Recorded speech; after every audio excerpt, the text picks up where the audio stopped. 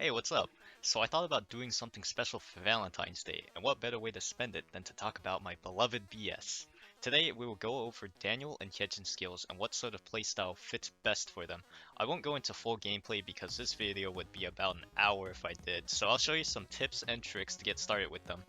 Let's first go over Daniel. Daniel has a passive skill which gives him plus 10% final damage. That's it. His combat skill, Scapegoat, inflicts a debuff on the enemy giving them minus 10% defense. That's it. The good thing about Scapegoat is that the debuff stays on the enemy forever, so ideally you would only need to use Scapegoat once per enemy. Overall, he's a bit underwhelming, but he's pretty strong and very straightforward.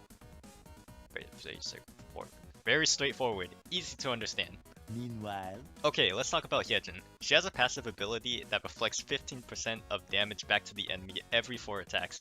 I'd say this becomes useful if you want to dish out a little bit of damage, especially against a boss. If you're mastery farming, this could totally backfire.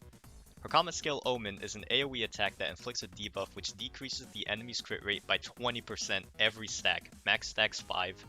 Now, I thought about this for a while and the stacks aren't really needed because the base chance for a crit is like 5%, not accounting for crit characters. So realistically, you only need to use the skill once, but if you're really worried, you could just reduce their crit by 100%.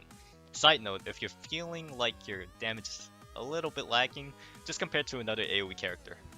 Overall, Hyejin has the role of a support rather than a DPS, but if you still fancy her, feel free to try her out. Before we head off, let's do a poll for fun. The next character I poll is my Valentine.